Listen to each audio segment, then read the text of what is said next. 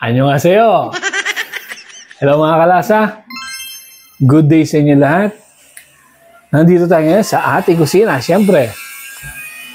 Walang iba kundi ang inyong kusinero, Chef Wa Vlog. Nag-iisang Chef Wa Vlog na kalasa. Okay? For today's video guys, gagawa tayo ng ano ibig sabihin yan? Korea. Di ba? Oh, gagawa tayo ng Korean na banchan. Yan.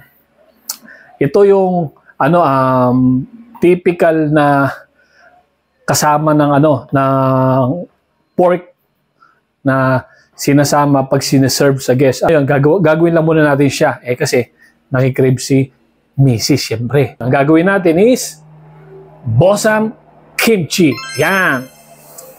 So guys, ready na kayo? Ninong Rai, shoutout nga pala sa iyo, ha? Actually, Ninong Rai, specialty ko is Korean dish. Okay? Pero ganoon pa man, marami rin akong iba't ibang dish na alam. Since nag-start ako sa culinary world. Ngayon, since in demand yung Korea na restaurant, nag-40 ako. Actually, 15 years total in Korean cuisine right now. Ninong Rai, share ko lang. Kimchi. Bosam Radish Kimchi. Okay? Para sa ito, Ninong Rai, ha? Tara, tirayan na natin ito mga kalasa. Baka tirayan pa ng iba.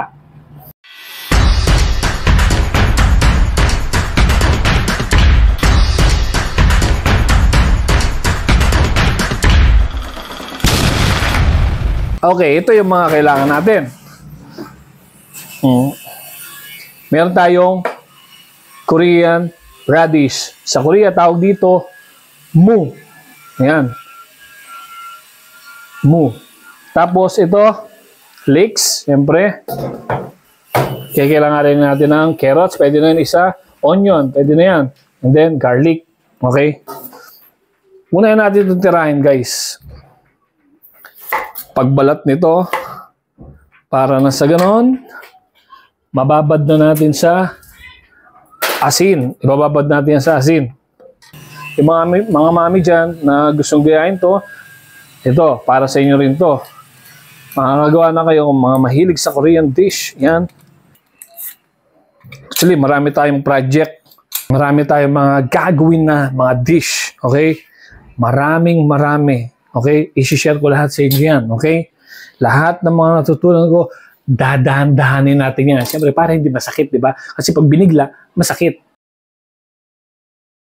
Oh, iba yun ang may iniisip nyo eh. Masakit sa bulsa, okay? Dahil di pa tayo kumikita. Ha? Okay? Kaya ngayon, aray, sakit. Okay. Ito, ganito pag-iwan nito, guys, ha? Oh. Ganyan lang yan, ha? Siguro about, 1 inch. Pwede na yan. Yan. Tapos, pagsama-sama nyo na. Ganyan lang yan, guys. Yan. Strips lang.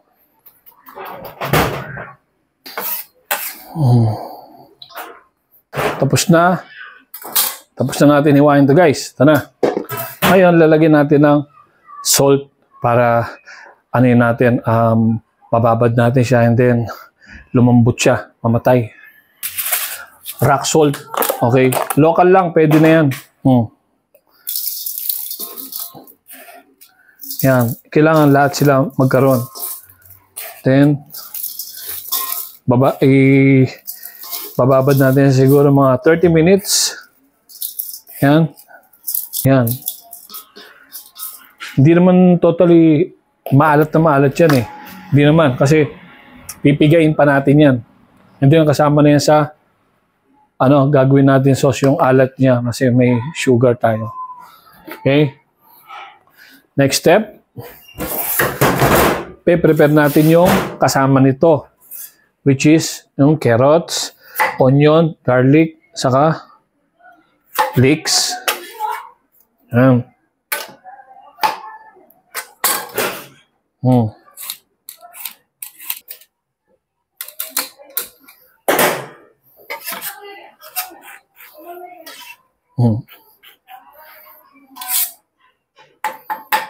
Ito lang to guys. ipantay nyo lang sa puwitan. Maninipis lang din. Pag pantay na, nakatayo na siya, stable na. Hindi na siya tutuwad na gano'n para iwas yung masugat. Ganyan nyo lang. Kung malapad siya. Pwede ganyan na lang natin para doon lang.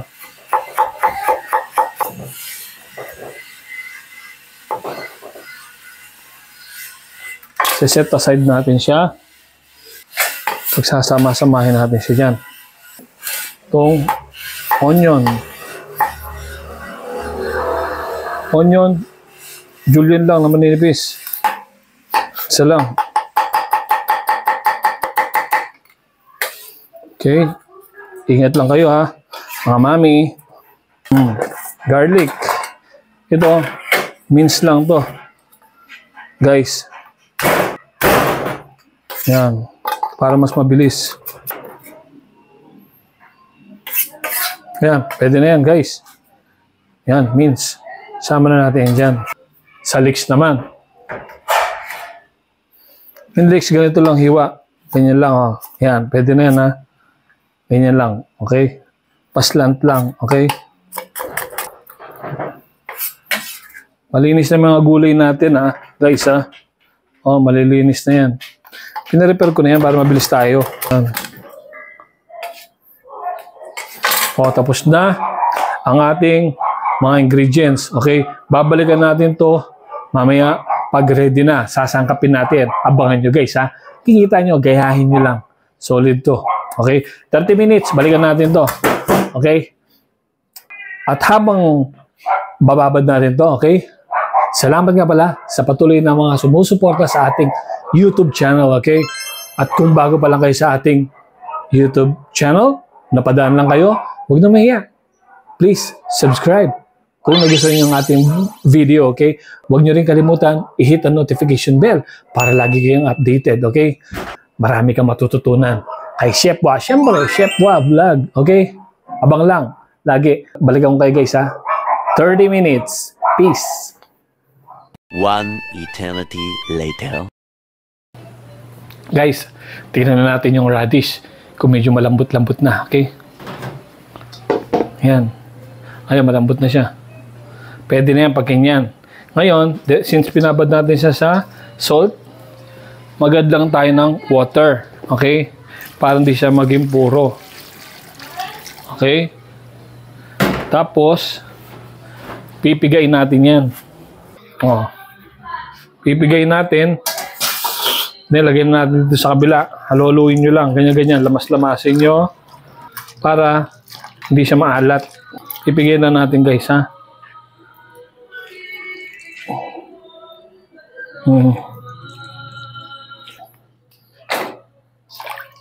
Siguro tatagal to ng 10 to 15 days.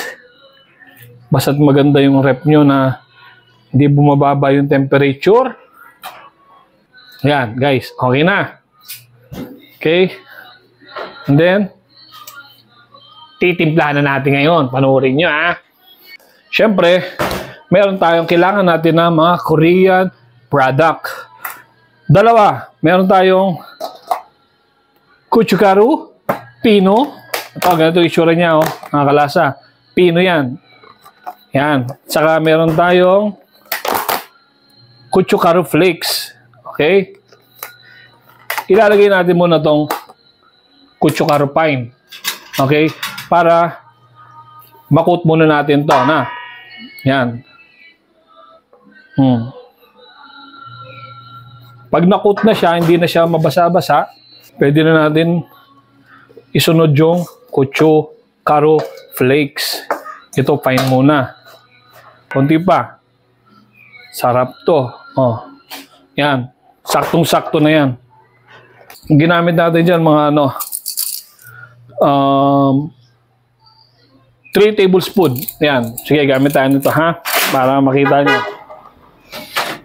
Ito. Haluin muna natin yan. Pag dry na siya, ilagay na natin ito lahat. Ilagay na natin yung leeks, carrots, onion, saka garlic. Yan, mix lang yan. Ngayon, lalagyan na natin siguro ng ganito. Kutsukaro flakes. Siguro mga 5 tablespoon. 1, 2, 3, 4, 5. Tignan natin ha. Pero bago natin haluin, lagyan natin ng mga panyangkap niya. Ito guys, kailangan din natin ng Korean. Pwede rin local, pero mayroon naman akong Korean kaya ito. Pwede rin local na vinegar. Ito, Otogi apple vinegar. Okay? Lalagyan natin siguro about 2 tablespoon. Okay? 3 tablespoon. Yan. Saktong-sakto yan. 3 tablespoon ng Korean vinegar. Then, lagyan din natin ng dashida. Beef dashida to guys ha. Yan. Beef dashida. Korean, parang Korean broth powder. Beef broth powder. Okay? Oh. Lagyan natin siguro mga half tablespoon. Yun. Pwede na yun. Huwag masyadong magastos. O, syempre, hindi mawawala yung good item. Lalagyan natin. Okay? Siguro, lagyan natin ng 1 teaspoon ng good item. Okay? O, 1 teaspoon.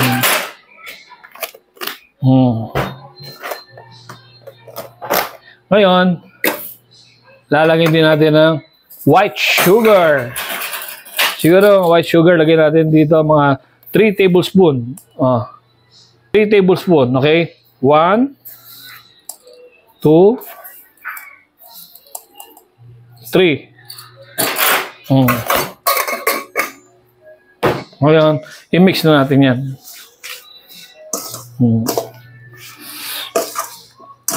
Yun guys, nalagay na natin yung vinegar. Good item, syempre good item yun. Beef dashida. Okay, inulit ko lang ha, para hindi nyo makalimutan ha. And then, white sugar, nalagay na rin natin. Wala kayong white, pwede rin yung wash sugar. Brown, pwede na rin. Sige, basta't matamis. Okay, yan. Haluluin nyo lang. Ngayon, magbabasa ito niyan.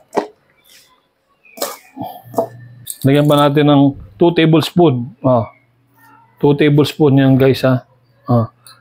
2 tablespoon ha. Halo-halo lang. Ngayon, titignan natin kung tama na yung alat. Okay, since nilagyan natin ng water, titignan natin kung tama na yung alat. Okay? Sarap po. Tingnan nyo guys, oh. Ganda ng kulay, oh. Yan, oh. Sauce. Kasarap nito. Tibay ito guys. 10 to 15 days dun sa chiller. Tatagal to. Pero pag ganito kasarap, hindi tatagal to guys. Siguro mga 5 days lang to. Titirahin nila to. Tingnan natin ha.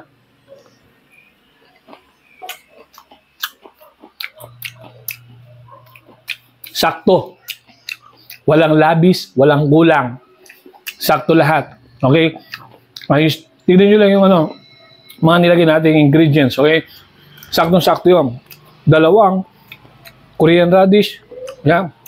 Tapos yung ingredients natin, saktong-sakto, walang labis, walang kulang. Malasang malasa. Siyempre, bakit malasa? Nilagay natin ng good item. Sarap. Guys, tapos na yung ating Bossam Kimchi. Okay? Masasabi ko na sa inyo, annyeonghaseyo, kamsahamnida. Okay? Thank you so much for watching sa ating YouTube channel. Okay? Abang-abang lang para sa lahat ng ating video ginagawa. Okay? Guys, salamat ulit sa suporta ninyo. Isa kayong tunay na kalasa. Okay? Guys, yan. Para sa inyo. Ninong Rai, isi-share ko rin kung paano gumawa ng legit na kimchi, okay? Salamat sa mga tunay na sumusuporta at tunay na naniniwala kay Chef Wa Vlog. Okay? Abang lang kayo sa lahat ng ating video. Salamat. Peace. Gang, gang. Okay? Gang, gang. Gang, gang.